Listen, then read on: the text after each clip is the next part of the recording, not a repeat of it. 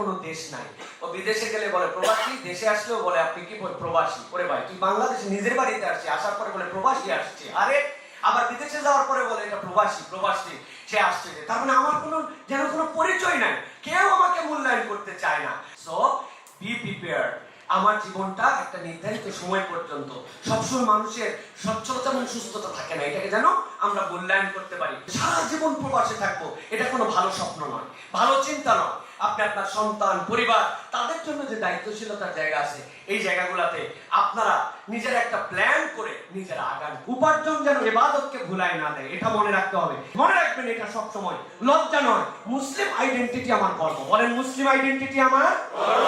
খালি তো বলে গেলাম, প্রেসক্রিপশন কিনে দিলাম। ঔষধটা হচ্ছে সৎসঙ্গ অবলম্বন করা। আপনার যদি সারাউন্ডিং ভালো না হয়, আপনার আশপাশ যদি ভালো না হয়, আপনি যার সাথে ঘুরেন তার সাথে আপনার সোহবত যদি ভালো না হয়, আপনি 100% খারাপ হবেন। একটা নেতে যেমন তেমন, দুইটা নেতে রাজা। আপনাদের অঞ্চলে উহার নাম রাজা। এই দেখছেন, সব এলাকায় একই নাম।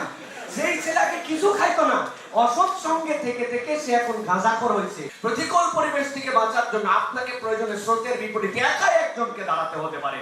সকলের বিপক্ষে একাই আপনি একজনকে আপনাকে দাঁড়াতে হতে পারে। লোকজন আপনারে টিটকারি মারবে, বাবা হুজুর হয়ে গেছে, হুজুর হয়ে গেছে, মানুষজন বলে, এরকম টিটকারি করে আপনারে।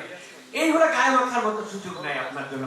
আসসালামু আলাইকুম ওয়া রাহমাতুল্লাহি ওয়া বারাকাতুহু। ওয়া আলাইকুম আসসালাম ওয়া রাহমাতুল্লাহি ওয়া বারাকাতুহু। ইন্নাল হামদালিল্লাহ ওয়াস সালাতু ওয়াস সালামু আলা রাসূলিল্লাহ ওয়া বা'দ। فقد قال الله سبحانه وتعالى في كلام المجيد وفي فرقان الحميد: أعوذ بالله من الشيطان الرجيم، بسم الله الرحمن الرحيم. فإذا قضيت الصلاة فانتشروا في الأرض وابتغوا من فضل الله واذكروا الله كثيرا لعلكم تفلحون. সম্মানিত আমাদের প্রবাসী ভাই এবং যারা আমাদের এখানে উপস্থিত হয়েছেন, আস-সুন্নাহ ফাউন্ডেশন কর্তৃক আয়োজিত রেমিটেন্স যোদ্ধাদের গাইডলাইন কর্মশালার আজকের উপস্থিতিকে সর্বপ্রথম আমরা আন্তরিকভাবে মোবারকবাদ জানাচ্ছি যে এরকম শীতস্নাত সকালে যারা এখানে এসে উপস্থিত হয়েছেন, আপনাদের প্রতি নিরন্তর ভালোবাসা এবং দোয়া। আলহামদুলিল্লাহ, আপনারা কেমন আছেন সবাই? আজকে এখানে আসতে পেরে আপনাদের ঠিক কেমন লাগছে? ভালো লাগছে আপনাদের? আলহামদুলিল্লাহ। আস-সুন্নাহ ফাউন্ডেশন আপনাদেরকে নিয়ে ভাবছে, আপনাদের জন্য চিন্তা করছে।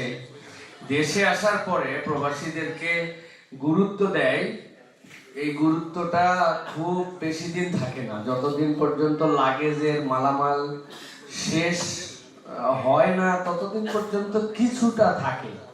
এরপরে যখন শ্যাম্পু, ডাব সাবান, তারপরে গিফট আইটেম শেষ হয়ে যায়, প্রবাসী মূল্যায়ন শেষ হয়ে যায়। এটাই আমরা আমাদের দেশে সচরাচর দেখি। কিন্তু আস-সুন্নাহ ফাউন্ডেশন আজকে আপনাদের জন্য একটা ব্যতিক্রম উপস্থাপনার জায়গায় নিয়ে এসেছে, যে আপনাদেরকে মূল্যায়ন করে এখানে এনেছে। তো আমরা আজকে এখানে কিছু শিখে যাব ইনশাআল্লাহ, এইটুকু আমরা আশা রাখি।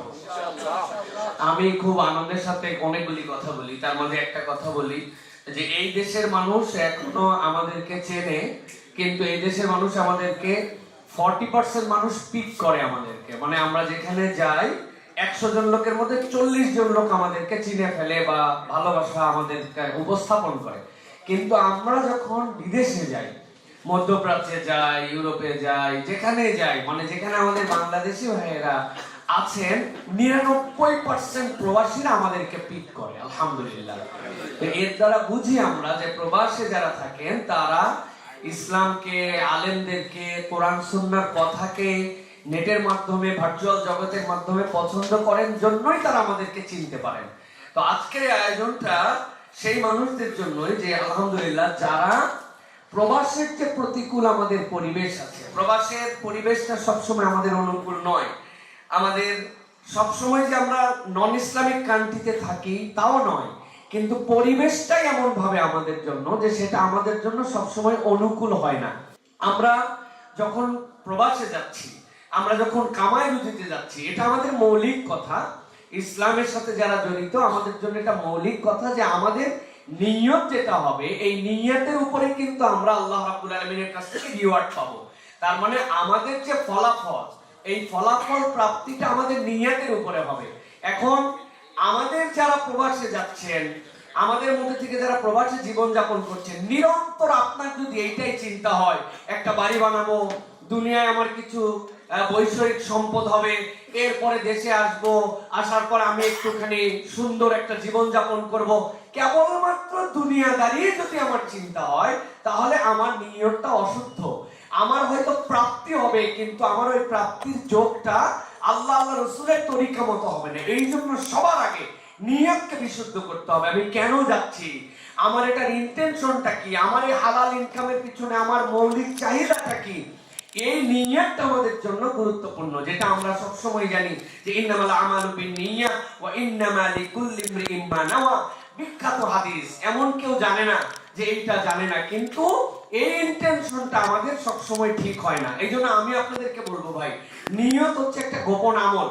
পৃথিবীতে উম্মতে মুহাম্মাদীকে আল্লাহ রাব্বুল আলামিন যতগুলো নিয়ামত দিয়েছেন, এর মধ্যে হচ্ছে নিয়ত হচ্ছে একটা বড় আমাদের জন্য গুরুত্বপূর্ণ ইবাদত। আমরা অনেক সময় বুঝি না যে নিয়ত কিভাবে আমাদের জন্য ইবাদত হতে পারে।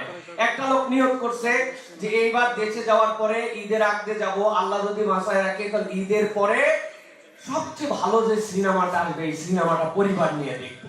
নিয়ত করছে কথার কথা একজন, কিন্তু কোনো কারণে সে দেশেই আসতে পারে নাই, অথবা ঈদের পরে সিনেমার টিকিট পায় নাই, অথবা অসুস্থ হয়েছে জন্য সিনেমায় যেতে পারে নাই। ওই যে নিয়ত করছিল, সে বাস্তবায়ন না করতে পারার কারণে তার কোনো গুনাহ হয় নাই। কিন্তু এই লোকটাই যদি নিয়ত করে আল্লাহ যদি আমাকে তৌফিক দেয়, ইনশাআল্লাহ আমি অচিরেই আমি একটা হজ এবং উমরা করার জন্য যাব। সারা জীবন তার নিয়ত করে করে করে করে সময় পার হয়ে গেছে, কিন্তু এই নিয়তের সঙ্গতির সাথে তার হয় নাই। এই না হওয়ার কারণে সে কখনো হজেও যেতে পারে নাই, উমরাও যেতে পারে নাই। কিন্তু এই যে পজিটিভ নিয়ত করছে, আল্লাহ এই নিয়তের কারণে তার আমলনামায় না যেতে পারুক, সওয়াবগুলো কন্টিনিউ লিখে দিয়েছে।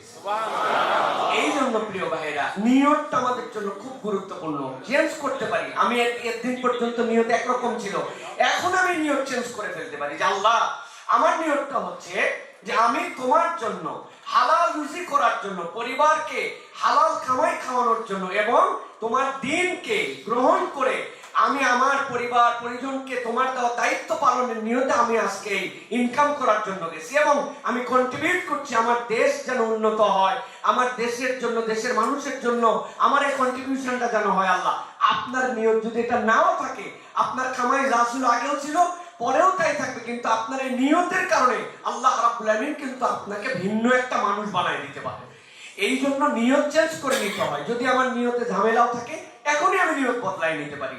এই জন্য বারবার নিয়তকে রিভিউ করতে হয়। মাঝে মাঝে শয়তান ইন্টেনশন এদিকে নিয়ে যাবে, ওদিকে আবার নিয়ত ঠিক করছে, আবার নিয়ত ঠিক করছে। এইটা হচ্ছে আমাদের জন্য দায়িত্ব। অতএব আমাদের প্রথম দায়িত্ব হচ্ছে নিয়তের ক্ষেত্রে সতর্ক থাকা।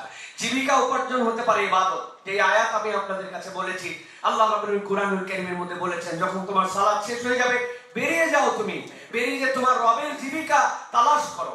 আল্লাহ রাব্বুল আলামিন চাইলে, কোন একটা মানুষ বলছে আল্লাহ তো রাজ্জাক, আল্লাহ আমারে খাওয়াতে পারে। আল্লাহ পারে কি পারে না?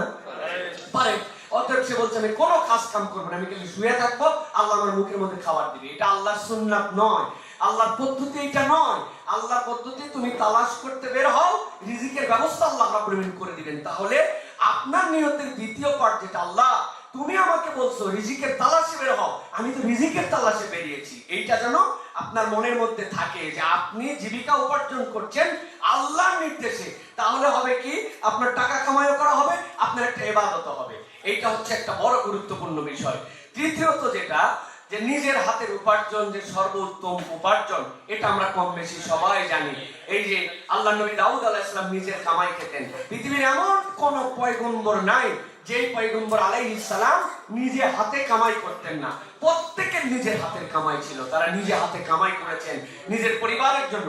অতএব আমি একজন সেই শ্রমিক, আমি একজন সেই মানুষ, যেই মানুষটা নিজে হাতে পরিশ্রম করে আমি কামাই করি। সুতরাং এখানে কোনো জব ছোট, কোনো জব বড়, এরকম কিছু নাই। বাংলাদেশের মানুষ বাংলাদেশে আসার পরে টিটকারি করে, বলে ভাই আমি ছিলাম বিদেশে ডিসি, আরেকজন বলে ওসি। ডিসি মানে কি? ডিশ ক্লিনার, এটাকে টিটকারি করে বলে।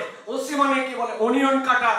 আমি গেছিলাম ওই জায়গায়, যাওয়ার পরে আমি হচ্ছে পেঁয়াজ রসুনের খেতে চাষ করতাম। ডিসি রে ওসি রে ক্রিটিসাইজ করে, কিন্তু সে জানে না বাংলাদেশে থেকে কোনো ডিসি যদি 2 নম্বর করে দেশ ডুবায়, দেশের টাকা বিদেশে পাচার করে, ওসি যদি 2 নম্বর করে ভুয়া মামলা মিথ্যা মামলাতে ফাঁসায়, ও জাহান্নামের দিকে যাবে। আর যেই লোকটা ওসি ডিসি বলে টিটকারি করে ডিশ ক্লিনার, আর সেই লোকটা অনিয়ন কাটার, ওই লোকটা যদি নিজের হাতে কামাই করে, আল্লাহ দিলে এই কামাইয়ের কারণে সে জান্নাতের দিকে যাবে ইনশাআল্লাহ। সুতরাং প্রবাসী যারা আমরা আছি, আমরা এটা মনে রাখবো যে আমরা আমাদের নিজের হাতের কামাইটা আমাদের চেষ্টার মধ্যে করছি। প্রিয় ভাইরা, মৌলিক পয়েন্ট এবার আমরা আসি, সেটা হচ্ছে যে প্রবাস শুধু ভৌগোলিক দূরত্ব নয়, এটা ঈমান, চরিত্র এবং পরিচয়ের বড় একটা পরীক্ষা। আমি তো গেছি কামাই করার জন্য, আমি তো গেছি রুজি করার জন্য, নিয়ত আমার ঠিক আছে, কিন্তু আমি সাথে সাথে যে একটা পরীক্ষা স্থলে পৌঁছায় গেছি সেটা বুঝি না। ঈমান মানে পরীক্ষা, আর প্রবাস মানে কিন্তু সেই পরীক্ষার বাস্তব মাঠ। আমি কোন আইডেন্টিটি নিয়ে গেছি? আমার আইডেন্টিটি আমি একজন মুসলিম, আমি একজন মুমিন, আমি একজন মুসলমানের ঘরের সন্তান। কিন্তু আমরা যাওয়ার পরে দেখতেছি এমন এক পরীক্ষার জায়গায় পৌঁছাচ্ছি, এই জন্য আমাদের জন্য খুব কঠিন বিষয়। আল্লাহ রাব্বুল আলামিন সূরা আনকাবুতের মধ্যে বলছেন, আহসিবান নাস আইয়াতরাকু আইয়াকুলু আমান্না ওয়া হুম লা ইফতানুন। মানুষ কি এরকম মনে করে নাকি যে সে বলবে আমি ঈমান আনছি আর তার কোনো পরীক্ষাই নেই, পরীক্ষা ছাড়াই তাকে পাস করাই দেওয়া হবে? না। সুতরাং আমাদের এটাও একটা পরীক্ষা যে আমি প্রবাসে গেছি, যাওয়ার পর আমার পরিবেশটা কি, আমি কোন জায়গায় আছি। দেখেন, আমরা বলছি এই জায়গায় যে প্রতিকূল পরিবেশে ঈমান রক্ষা আমাদের জন্য কিভাবে। প্রতিকূল পরিবেশ বলতে আমরা কি বুঝাই? প্রতিকূল পরিবেশ বলতে আমরা বুঝাইছি ইসলাম বিরোধী সংস্কৃতি। আপনি দেখতে পাচ্ছেন ডানে বামে সামনে পিছনে মোবাইলে ট্যাবে আপনার সব জায়গাতে হালাল হারামের সীমানা ঝাপসা, যে আমি কামাই করতেছি এটা হালাল না এটা হারাম আমি কেমনে বুঝবো? দেখবেন অনেক জায়গায় এরকম মিশ্রণযুক্ত কামাই আছে। মুসলিম পরিচয় লুকানোর চাপ আছে, আমি মুসলমান এই পরিচয় দিতে অনেকে লজ্জাবোধ করে। এরপরে সন্তানরা নিজেদের পরিচয়ের সংকটে ভোগে। এই যে প্রতিকূল পরিবেশের রূপ, এইগুলা কিন্তু প্রবাস জীবন থেকে শুরু করে ওই প্রবাসী তারা পরিবার পর্যন্ত এটা আমাদের মধ্যে পৌঁছায়। আল্লাহ রাব্বুল আলামিন বলছেন আমাদের মধ্যে এটা খুব বেশি আছে। বেশিরভাগ লোক যেদিকে যায় আমরা মনে করি ওই দিকটাই বোধহয় সঠিক, বহুত লোক একদিকে আছে, কিন্তু বেশিরভাগ লোক আমাদের জন্য কখনো আল্লাহ রাব্বুল আলামিনের পক্ষ থেকে পাস বা ফেল, সফল বা বিফলদের তালিকার অন্তর্ভুক্ত নয়। আল্লাহ কোরআনুল কারীমের সূরা আনামের মধ্যে বলছেন, তোমরা যদি অধিকাংশ মানুষের অনুসরণ করো তাহলে আল্লাহর পথ থেকে তোমাদেরকে তারা বিচ্যুত করে দিবে। অধিকাংশ মানুষই তো করে ভাই, বেশিরভাগ লোকই এটা করতেছে ভাই। আমার রুমমেট যারা আছে অধিকাংশ মানুষই তো এরকম। এই যে অধিকাংশ বেশিরভাগ সবাইকে দেখতেছি এখনকার সমাজ, এই বক্তব্যটা আমাদের জন্য ভয়ঙ্কর একটা বক্তব্য। অতএব সংখ্যা গরিষ্ঠতা কখনো সত্যের মানদণ্ড নয়, মনে থাকবে। সংখ্যা গরিষ্ঠতা কখনো সত্যের মানদণ্ড নয়। আল্লাহ নবী যখন দ্বীনের দাওয়াত নিয়ে আসলেন, আল্লাহ নবী সাল্লাল্লাহু আলাইহি ওয়াসাল্লাম নবী, এরপরে প্রথম মেনেছেন খাদিজা রাদিয়াল্লাহু তাআলা আনহা, তারপরে কে মানছেন? হযরতে আলী রাদিয়াল্লাহু তাআলা আনহু। এই যে ইসলামের তিনজন, আর পুরো আরব যে উল্টা, তখন কি তাহলে ইসলাম আমাদের জন্য অসত্য ছিল? নাউযুবিল্লাহ, তখনও সত্য এখনো সত্য। আল্লাহ নবী একাই যখন তখনও সত্য, পৃথিবীতে যখন এখন 200 কোটি মুসলমান তখনও সত্য। সুতরাং সংখ্যা গরিষ্ঠতা কখনো সত্যের মানদণ্ড নয়, এটা আপনার মগজের মধ্যে ঢুকাই নিতে হবে। তাছাড়া আপনারা শুধু শয়তান উস্কাবে, সবাই করে যে সবাই করতেছে না, বাকিরা এরকম, তারা কি বুঝলো না, আপনারা শয়তান ইনজেকশন দিবে। প্রতিকূল পরিবেশ থেকে বাঁচার জন্য আপনাকে প্রয়োজনে স্রোতের বিপরীতে একাই একজনকে দাঁড়াতে হতে পারে, সকলের বিপক্ষে একাই আপনি একজনকে আপনাকে দাঁড়াতে হতে পারে। লোকজন আপনারে টিটকারি মারবে, বাবা হুজুর হয়ে গেছে, হুজুর হয়ে গেছে, মানুষজন বলে এরকম টিটকারি করে আপনারে। এইগুলা গায়ে মাখার মতো সুযোগ নাই আপনার জন্য। প্রিয় ভাইরা, ঈমান রক্ষা এটা হচ্ছে একটা ভিতরের যুদ্ধ, এটা বাহিরের যুদ্ধ নয়। আপনি খেয়াল করবেন, ঈমান শুধু বিশ্বাস নয়, কিন্তু আপনার প্রতিদিনের সিদ্ধান্ত আপনাকে ঈমানের উপরে আপনাকে কিভাবে নিচ্ছে, এটা আপনাকে খুব মনোযোগের সাথে খেয়াল করতে হবে। প্রিয় ভাইরা, ঈমান আমার সিদ্ধান্ত কি, কি খাবো, কাকে বন্ধু বানাবো, কি দেখবো, কিভাবে সন্তান বড় করব, আপনার ঈমানের সাথে এগুলো জড়িত আছে। আমি অনেকবার এই গল্প বলেছি, আবার আপনাদের কাছে বলি। আমি আসতেছিলাম একটা লং ফ্লাইটে, প্রায় 16 ঘন্টার ফ্লাইট। আসার পরে দুবাই বা কাতারে নেমেছি, এরপরে আবার যখন ফেরত আসতেছি, আসার সময় বিমানের উপরে বাংলাদেশে আসবো, এক ছেলে দেখলাম ডানে তাকালো বামে তাকালো, দেখার পরে এরপরে বিমানে অর্ডার করলো। এই যে ছোট ছোট এরকম একটা বোতল পাওয়া যায়, ভদকার বোতল, তারপরে ছোট ছোট এরকম মদের বোতল পাওয়া যায় এমিরেটসের। সেই যারা বিমানে যারা দায়িত্বশীল ছিল তাদেরকে অর্ডার করলো, অর্ডার করে সে মাথা নিচু করে দেখলাম সেইটা খেলো। আমি ছবি তুলছিলাম এটার, ওই ছেলের ছবি ছাড়াই সেই ছবিটা আমার কাছে এখনো সংরক্ষিত আছে, এটা বোঝানোর জন্য যে সে মানে 35,000 33,000 ফিট উপরে আছে, চিন্তা করতেছে যে 33,000 ফিট উপরে তো আল্লাহ রাব্বুল আলামিন দেখেন, এত উপরে ফেরেশতা যাইতে পারে বলেন? এই জন্য সে জীবনে হয়তো দেশে থাকতে বাপ মায়ের সামনে অন্যদের সামনে একটা সিগারেট পর্যন্ত খাইতে পারে না, কিন্তু চিন্তা করছে যে ফ্লাইটের টিকিট কাটছি, যা ইচ্ছা তাই পাওয়া যায়, অথবা একটু বিয়ার এখানে খেয়ে নিলাম, এখানে একটুখানি অন্য কিছু খেয়ে নিলাম। ইভেন আমি মালয়েশিয়া থেকে আসার সময় দেখছি র‍্যান্ডম সব আমাদের প্রবাসী ভাইরা ডানে বামে তাকায়া এরপরে ধুমায়া সবগুলা বিয়ার অর্ডার করতেছে, বিয়ার খাচ্ছে। এটা কেন হয়? যে উনি ঈমান শুধু বিশ্বাসের মধ্যে নিছে যে আমি মুসলমান অথবা আমার ঈমান ঠিক আছে, আর বাকিটা সে কর্মের মধ্যে যে ঈমানের অনেক প্রতিফলন আছে এটা সে হিসাবের মধ্যে নেয় না। এই জন্য আমি কি খাবো, কার সাথে ঘুরবো, কে আমার বন্ধু হতে পারে, বন্ধু মানে রুমমেট সবসময় বন্ধু হয় না, কাজের লোক সাথী কেবল বন্ধু হয় না, একসাথে 10 বছর থাকার পরে বন্ধুত্ব হয় না মানুষের, কিন্তু অনেক দূরে থাকার পরে মানুষের বন্ধুত্ব হয়। অতএব বন্ধুত্ব একটা ভিন্ন জিনিস প্রিয় ভাইরা। এই বিষয়গুলো আমাদের জন্য ভিতরের যুদ্ধ, এটা আমাকে সব সময় সতর্ক রাখতে হবে প্রিয় ভাইরা, তাছাড়া আমি কখনো ঈমানের উপরে টিকে থাকতে পারবো না। রাসূল সাল্লাল্লাহু আলাইহি সাল্লাম বলেছেন, ইয়াতি আলান নাস জামান আস-সাবিরু ফীমা লা দীনিহি, আল্লাহ নবী সাল্লাল্লাহু আলাইহি সাল্লাম বলছেন যে দিনের উপরে সবর করে থাকা শেষ জামানায় এমন একটা সময় আসবে যে ওই মানুষটা আলাল জামর, নবী বলছেন যে হাতের উপরে যদি কয়লা রাখো এটা যে অবাস্তব কঠিন, তোমার ঈমান রক্ষা করা কঠিন হবে। নবীজি এই কথা বলে গেছেন, তাহলে আমি কেমনে ভাবতেছি যে আমার ঈমান কোনো ব্যাপারই না, অটোমেটিক আমার ঈমান থেকে যাবে।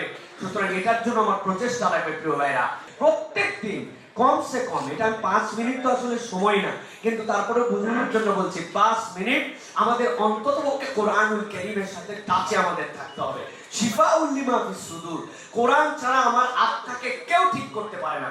এই পৃথিবীতে মানুষ দুই ভাবে খায়, একটা খায় হচ্ছে সে তার শরীরকে ঠিক রাখার জন্য মুখ দিয়ে, আরেকটা নাক দিয়ে, নাক দিয়ে অক্সিজেন নেয় আর মুখ দিয়ে তার খাদ্যগুলি খায়। কিন্তু আরেকটা খাবার, যে এই খাবারটা না থাকলে তার আত্মা মরে যায়, আত্মা জৈবিক এরকম কিছু খায় না। কুলির রূহ মিন আমরি রব্বি, আল্লাহর পক্ষ থেকে আপনার আত্মা আসছে, আমার আত্মা আসছে। সুতরাং ওই আত্মাকে যদি আমরা ঠিক রাখতে চাই, তাহলে ওই আত্মার খাদ্য হচ্ছে আল্লাহ রাব্বুল আমিনের দেওয়া পথ্য। এটা কি? আল্লাহ রাব্বুল আমিনের কালাম, এটা হচ্ছে আমাদের জন্য একটা খাদ্য। আমি আমার আত্মাকে যতই মনে করি বাহ আমি চনমনে আছি, আমি অনেক প্রফুল্ল আছি, আমি অনেক ঠিক আছি, আপনার আত্মা ঠিক থাকবে না যদি আত্মার খাদ্য আপনি না দেন। আত্মার খাদ্য কি? আল্লাহর জিকির, আল্লাহর কোরআন। সুতরাং প্রত্যেকদিন আপনাকে শপথ করতে হবে যে আমি কোরআনের কাছে থাকবো। এটা হার্ড কপি পড়লে বেশি ভালো, মোবাইল থেকে পড়া যায়, তবে হার্ড কপি পড়ার একটা বরকত আছে। এই মাসহাফের সাথে সম্পর্ক হলে আমাদের জন্য এটা গুরুত্বপূর্ণ। এরপরে সপ্তাহে একদিন আত্মমূল্যায়ন আমাদের জন্য আছে, যেটা আমি বলছি আমার ঈমান কি আপোষ করছে কিনা। এই আত্মমূল্যায়নটা অনেক গুরুত্বপূর্ণ। ঈমান আপোষ করে, ঠিক আছে একটু মিথ্যা বলাই লাগে, একটুখানি 2 নম্বরই করাই লাগে, একটু চালাকি করাই লাগে, একটু কাজে যখন গেলাম সেই হিসাব মিলানোর জন্য একটু মধ্যে রেস্টের নামে ফাঁকি দেওয়া লাগে। এই যে নানান কিছু আছে যেগুলো আমাদের জন্য, আমার ঈমান কি আপোষ করছে কিনা এটা ডিটেইলস এখন বলতে পারছি না, কিন্তু জাস্ট পয়েন্ট আপনারা মনে রাখবেন যে সপ্তাহে একদিন আত্মমূল্যায়ন করতে হবে। এসার পরে আপনি বসছেন চুপচাপ, অথবা ফজরের পরে বসছেন, কোনো এক সময় নিরিবিলি আপনার জন্য 15টা মিনিট আপনাকে সিলেক্ট রাখতে হবে যে আমি একটু হিসাব করব যে আমার ঈমানের অবস্থাটা এখন কি আছে, সপ্তাহের নামাজের অবস্থা আমার কি ছিল, তেলাওয়াতের অবস্থা কি ছিল, জিকির আজকারের অবস্থা কি ছিল, গুনাহগুলো করেছিলাম, গুনাহগুলো বাদ দেওয়ার জন্য চেষ্টা করেছিলাম, আমার ঈমানকে আপোষ করতেছে নাকি ঈমানের জায়গায় অবিচল আমি আছি, এটা আপনাকে হিসাব করতে হবে প্রিয় ভাইরা। আখলাক এবং চরিত্র, এটা একটা নীরব দাওয়া আমাদের জীবনে। দেখেন প্রবাসে মানুষ ইসলাম দেখে মুসলমানের মাধ্যমে, যারা মুসলিম দেশে আছেন, মুসলিম প্রধান দেশে আছেন সেটা একটা ভিন্ন কথা, কিন্তু বাকিটা দেখেন মুসলমানের মাধ্যমে তারা দেখে যে সৎ কিনা, স্বয়ংনুবর্তী কিনা, আমানতদার কিনা, সহানুভূতিশীল কিনা। এইটা কিন্তু মানুষ ইসলাম কোরআন হাদিস পড়ে দেখে না, ব্যক্তিকে দেখে ইসলাম দেখে। এটা কিন্তু আমাদের জন্য অত্যন্ত গুরুত্বপূর্ণ বিষয় প্রিয় ভাইরা। এই জন্য আমি কেবলমাত্র একজন আয় করা মানুষ, কেবলমাত্র শ্রমজীবী, কেবলমাত্র প্রবাসে খাটতেছি এরকম না, আমি একজন মুসলিম হিসেবে প্রতিনিধিত্ব করতেছি, এটা যদি আপনার ভিতরে থাকে তাহলে আপনি একটা ভিন্ন রকম ফিলিংস নিয়ে আপনি নিজেকে উপস্থাপন করতে পারবেন। আপনি সৎ কিনা আপনাকে এটা চেষ্টা করতে হবে যে আপনার নিজের ক্ষেত্রে আপনি নিজে মূল্যায়ন করেন কিনা। আমি এইগুলো পড়তে যাচ্ছি না এখন, কিন্তু এই একটা জিনিস মনে রাখবেন, রাসূলুল্লাহ সাল্লাল্লাহু আলাইহি ওয়াসাল্লাম বলেছেন খায়রুকুম আহসানুকুম খুলুকা, তোমাদের মধ্যে সর্বোত্তম সে চরিত্রের দিক থেকে সর্বোত্তম যে। এই চরিত্র সকলে মূল্যায়ন করে সার্টিফিকেট আপনাকে দিতে আসবে না। চারিত্রিক সার্টিফিকেট তো অনেক আমরা নিয়েছি আগে যাওয়ার সময়, চেয়ারম্যান সাহেবরা আমাদেরকে লিখে দিয়েছেন চারিত্রিক ভাবে ভালো, দেশ এবং জাতির কোনো অকল্যাণ তিনি করেন নাই আমার জানা মতে। এই এত সালের সার্টিফিকেটের কোনো মূল্যায়ন আল্লাহর কাছে নাই। আল্লাহর কাছে মূল্যায়ন যে আমি সৎ কিনা, আমি আমানতদার কিনা, আমি মুসলিম হিসাবে একদম দায়িত্বশীল কিনা। এই চারিত্রিক সার্টিফিকেটটা আল্লাহ রাব্বুল আলামিনের কাছে সবচেয়ে মূল্যায়িত হবে প্রিয় ভাই। এই জন্য এই ক্ষেত্রে আমাদের সবসময় মনে রাখতে হবে এই জিনিসটা। আমাদের এই ক্ষেত্রে আমরা করণীয়টা কি করব? এই যে আমরা আগের পয়েন্টে যে ছিলাম, এই ক্ষেত্রে আমাদের করণীয়টা আমাদের জন্য যে কর্মস্থলে আপনি আপনার জীবনে একটা ইসলামিক চরিত্র বেছে নেন, যে আমি এমন একটা আইডেন্টিটি নিয়ে চলবো যে এটা আমার জন্য, আমার আশপাশের সকলের জন্য সেটা মানুষ জানবে এই মানুষটা সৎ, এই মানুষটা মিথ্যা কথা বলে না, এই মানুষটা তার আচরণে সৎ, এই মানুষটা কাউকে ধোঁকা দেয় না, এই মানুষটা আমানতদার। আপনাকে এরকম একটা আইডেন্টিটি প্রতিষ্ঠিত করতে হবে। আমার তো 4টা মেয়ে, আমার মেয়েদের মূল্যায়ন করে আমি দেখছি যে আমার একটা মেয়ে আছে যে মেয়ে কখনো মিথ্যা কথা বলে না, ইয়ার কি করেও মিথ্যা কথা বলে, ওর তবিয়তের মধ্যে এটা নাই। আমরা এখন নিজেরাই ভয়ে ভয়ে থাকি যে এই কালচারটা তার মধ্যে যেন থেকে যায়, কিভাবে এটা রাখা যায়। সে ভয়ে হোক, আকাঙ্ক্ষায় হোক, লোভে হোক, ধরেন তাকে অনেক বকাবো, সে মিথ্যা কথা বলে না, সে মিথ্যা কথা বলতে জানে না, শিখে নাই সে। এইটা আমি বোঝানোর জন্য বলছি যে আপনার আমার ভিতরে এরকম কতগুলো চরিত্র আছে, আপনাকে একটা আইকনিক জিনিস বেছে নিতে হবে। আলহামদুলিল্লাহ দুনিয়ায় এসপার ওসপার হয়ে যেতে পারে, আমি অসৎ না, আমি মিথ্যা কথা বলতে পারি না, আমি কখনো ধোঁকা দেই না। আপনার চারিত্রিক স্বকীয়তা এটা আল্লাহর কাছে আপনি উপস্থাপন করতে পারবেন। সুতরাং আপনার একটা চরিত্র বেছে নিতে হবে। আমি যদি একটা বলছি, কিন্তু আপনি এরকম ভাবে অনেকগুলাই নিজের মধ্যে নিতে পারেন, কিন্তু আপনার নিজের কাছে ওটা সিলেক্টেড থাকবে যে আমি কি আজকে ইসলামের ভালো প্রতিনিধি ছিলাম কিনা। এটা আপনার মন আপনাকে সায় দিবে যে আমি কেবল প্রবাসে ডলার কামাই করতে, রিয়াল কামাই করতে, আমি ইউরো কামাই করতে, আমি দিরহাম কামাই করতে, দিনার কামাই করতে আসি নাই, আমি দিনও কামাই করতে আসছি। আল্লাহর কাছে আমার এই দিনগুলা যে পার হয়ে যাচ্ছে, আল্লাহর কাছে যে বলতে পারবো না যে 25 থেকে 40 আল্লাহ 15 বছর প্রবাসী ছিলাম, অথবা এটার হিসাব বোধহয় আল্লাহ নিবে না। না, ওই দিনগুলোর হিসাব আল্লাহর কাছে আমাকে দিতে হবে। সেই ক্ষেত্রে আমি আইকনিক কোন একটা চরিত্রের মধ্যে আমি থাকবো। এইবার দেখেন প্রতিকূল পরিবেশে চরিত্র রক্ষার জন্য আপনাদেরকে কতগুলা টিপস বা কতগুলা বিষয় বলি প্রিয় ভাইরা। আল্লাহ কোরআনে আমাদের জন্য জানিয়েছেন ওয়ালা তাকরাবুজ জিনা ইন্নাহু কানা ফাহিশাতাও ওয়া সাআ সাবিলা। আল্লাহ অনেক গুনাহ থেকে নিষেধ করেছেন। আল্লাহ বলছেন মিথ্যা বলো না, গীবত করো না, হারাম খেও না। কিন্তু এই একটা গুনাহ আল্লাহ বলছেন লা তাকরাবুজ জিনা, এর কাছেও যেও না, এর কাছেও যেও না, এর আশপাশেও যেও না। তুমি আপনি বুঝেন, দুইটা ডিমান্ডটা বুঝেন, একটা মানা আর একটা আশপাশে যেও না। এই বিষয়টা খুব গুরুত্বপূর্ণ আমাদের জন্য যে আমরা জিনা, ব্যভিচার, এটার সাথে যেন আমাদের কোন রকম দূরতম সম্পর্ক না থাকে। এর সাথে যেগুলো কানেক্ট করে সেইগুলোর সাথেও যেন আমাদের জন্য নিজেদের কানেকশন না থাকে। আল্লাহ কোরআনে বলেছেন কাদ আফলাহাল মুমিনুন আল্লাযীনা হুম ফি সালাতিহিম খাশিউন ওয়াল্লাযীনা হুম আনিল লাগওয়ি মুরিদুন। আল্লাহ বলেন সফল তো তারা যারা দুনিয়ার বুকে নিজেরা তার সালাতের ব্যাপারে ভয় করে, নিজেরা বিনম্রতা অবলম্বন করে এবং অনর্থক কাজকর্ম থেকে নিজেকে বাঁচায় রাখে। অনর্থক আজগবি কাজ, যেই কাজের কোনো দাম নাই, এরকম কাজ ইমানদার কখনো করবে না। আমরা এই আজগবি কাজের তালিকা যদি করি, ইনক্লুডিং আমি সহ, আমাদের এই মোবাইল হচ্ছে আজগবি কাজের একটা সময়, ঠিক না ভাই?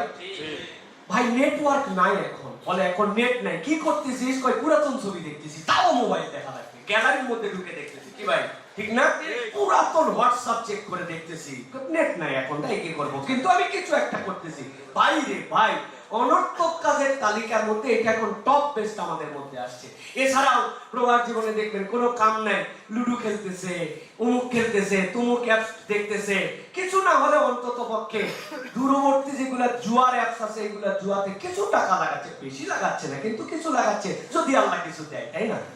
মানে জুয়াতেও বলতেছে যদি আল্লাহ কিছু দেয়। মানে হারাম আমাদের কাছে এত সহজ প্রাপ্য হয়েছে, বলছে আলহামদুলিল্লাহ আমি একটু হালকা সুদের কারবার করি, আমার স্ত্রীও করে, আলহামদুলিল্লাহ আল্লাহ চলাচ্ছে এটা দিয়ে আমাদেরকে। চিন্তা করছেন আপনি, এই সুদের কারবার এখন স্বাভাবিক বানায় ফেলছে। এই জন্য অনর্থক কোনো কাজের মধ্যে ঢোকা যাবে না। এখান থেকে বাঁচতে হবে, আমাদের জন্য চেষ্টা করতে হবে প্রিয় ভাইরা, যে এই বাঁচবো আমি কিভাবে। খালি তো বলে গেলাম, প্রেসক্রিপশন কিনে দিলাম, ঔষধটা হচ্ছে সৎ সঙ্গ অবলম্বন করা। আপনার যদি সারাউন্ডিং ভালো না হয়, আপনার আশপাশ যদি ভালো না হয়, আপনি যার সাথে ঘুরেন তার সাথে আপনার সোহবত যদি ভালো না হয়, আপনি 100% খারাপ হবেন। আমি অনেক সময় বলি, আগে বিড়ি খাইতো না, 10 হাত দূরে থাকলে বিড়ির গন্ধ শুনলেও কাশতো, কিন্তু 10 দিন থাকার পরে আস্তে করে বিড়ি ভাগে কিনছে, কিনে বলছে আমি ফার্স্ট কল, তুই ধরার পর আমি টানবো। এই বন্ধুই দেখবেন অনুষ্ঠান, ঈদ পর্ব বিভিন্ন সময় বলছে দোস্ত আগের মতো তার দম আসে না বিড়ি খায়। বলছে কি করা লাগবে? বলছে তোরে একটা জিনিস দিয়ে গেলাম, তুই ভিতরে খালি মাল ফেলা, আমি আসতেছি। ও বাইক দিয়ে টাইনে প্রত্যেকটা পুরিয়া নিয়ে আসছে, এসে আস্তে করে কুসকুস করে কাটে ওর মধ্যে ঢুকাইছে, ঢুকায় বলতেছে এখন টাইনে দেখ, একটা নিতে যেমন তেমন, দুইটা নিতে রাজা। আপনাদের অঞ্চলে উহার নাম রাজা। এই দেখছেন সব এলাকায় একই নাম। যেই ছেলেকে কিছু খাইতো না, অসৎ সঙ্গে থেকে থেকে সে এখন গাঁজাখোর হয়েছে। এটা কি বানানো কথা বললাম ভাই? আমাদের সমাজে এরকম হয়েছে, অনেক প্রবাসী এরকম আছে যারা দেখবেন দেশে থাকতে বিড়ি সিগারেট দেখেন, এখন চিন্তা করছে প্রবাসে অনেক টেনশন, অনেক কাজের প্রেশার, এই জন্য উনি একটু সিগারেট খায়। এইটা নিজে নিজে খায় না, ওই সোহবতের কারণে খাইছে। বোতল কিনে নিয়ে এসে ভাগ করে খাইছে, সপ্তাহে একদিন অন্তত। ভাই যে টেনশন, যে পেরেশানি, বলবেন না ভাই, এটা না হলে আসলে চলে না, দম পাওয়া যায় না, আছে কিনা? কেন এটা হয়েছে? এটা হচ্ছে আপনার সৎসঙ্গ, এটা হচ্ছে আপনার মেডিসিন। এটা আপনাকে সবসময় খেয়াল করে চলতে হবে প্রিয় ভাইরা। মুসলিম আইডেন্টিটি লজ্জা নয়, গর্ব।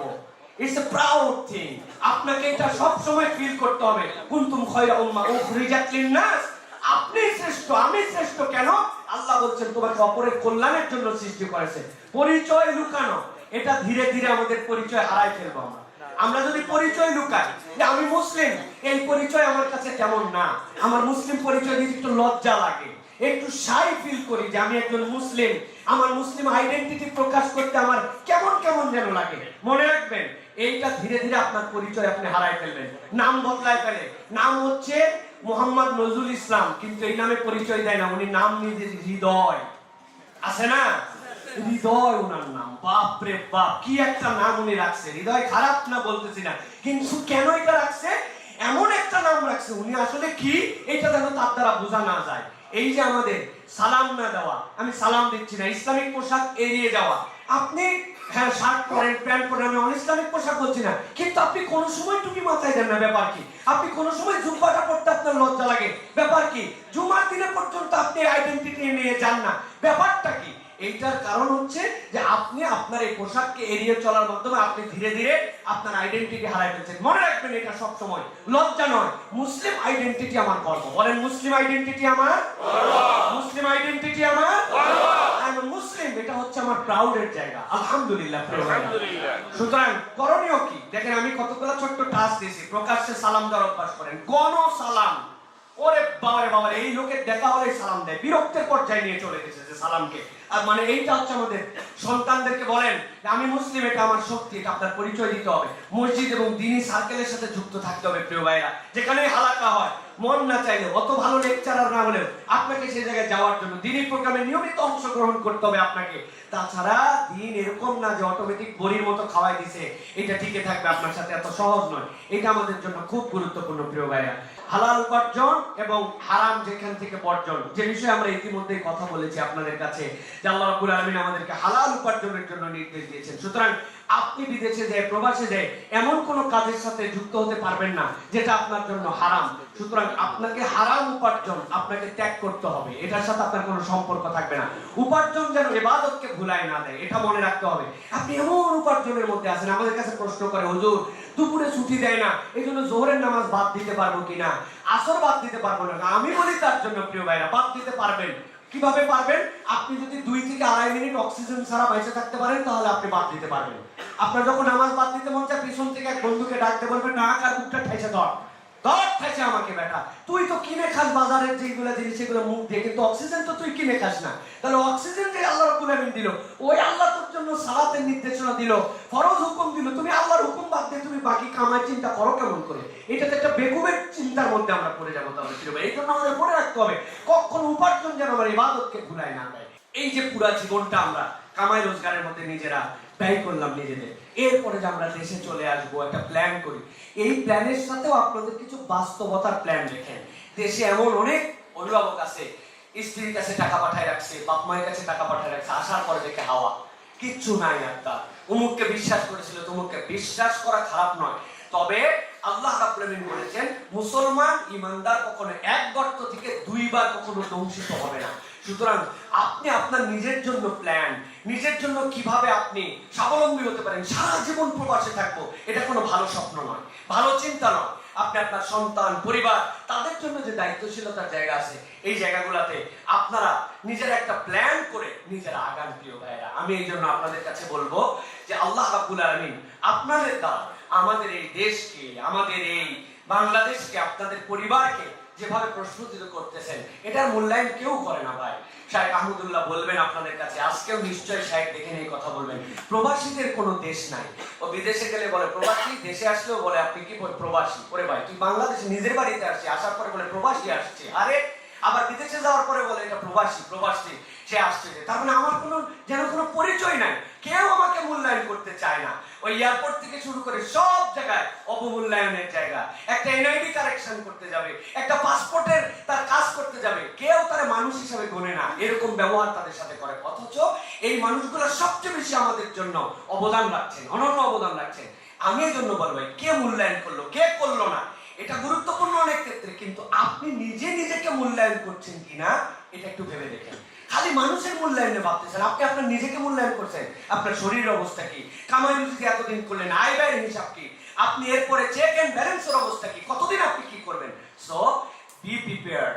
আমার জীবনটা একটা নির্ধারিত সময় পর্যন্ত, সবসময় মানুষের সচ্ছলতা এবং সুস্থতা থাকে না, এটাকে যেন আমরা মূল্যায়ন করতে পারি। এবং সবচেয়ে বড় মূল্যায়নের জায়গা আমরা যেন আমাদের প্রবাসী জীবনে থাকা অবস্থাতেও আমরা যেন ঈমান, তাওহীদ, আমার আইডেন্টিটি, এইটা নিয়ে যেন চলতে পারি। আল্লাহ যেন আমাদেরকে চলার তৌফিক দান করে।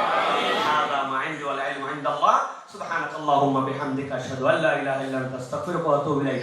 ওয়াসসালামু আলাইকুম ওয়া রাহমাতুল্লাহি ওয়া বারাকাতুহু।